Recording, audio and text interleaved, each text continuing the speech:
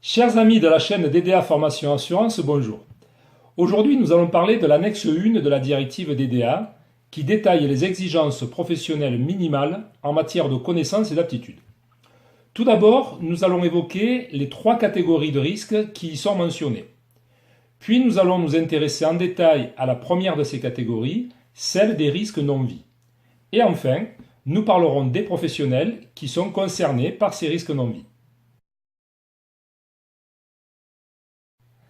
La première de ces catégories concerne les risques non-vie sur lesquels nous allons revenir en détail dans un instant. La deuxième catégorie concerne les produits d'investissement fondés sur l'assurance. On parle ici de la plupart des contrats d'assurance vie ayant une valeur de rachat qui est totalement ou partiellement exposée, directement ou indirectement, aux fluctuations des marchés financiers. Les contrats multisupports.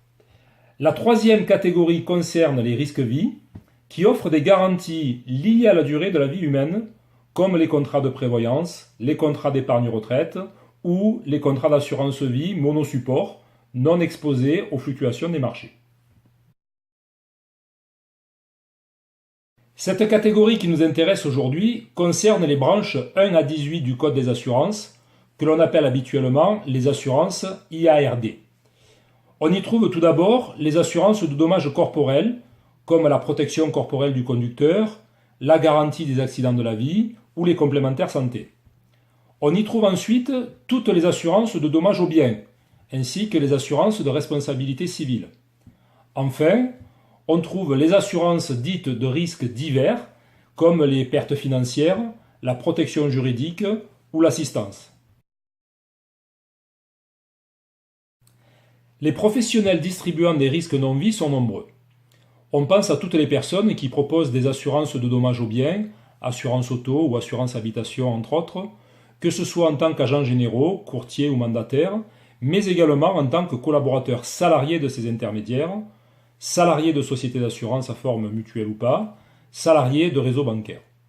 Ainsi, un agent ou un courtier devra répondre à ces exigences professionnelles minimales définies dans l'annexe 1 de la DDA, mais ses collaborateurs et collaboratrices également, tout comme les conseillers commerciaux d'une mutuelle d'assurance, les téléconseillers d'une plateforme d'assurance à distance ou les conseillers d'un réseau bancaire.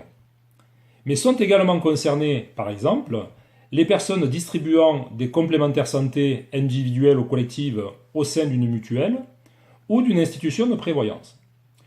Pour y voir plus clair dans ces exigences professionnelles minimales, nous approfondirons dans une prochaine vidéo certaines thématiques de cette annexe 1 de la DDA. À très bientôt.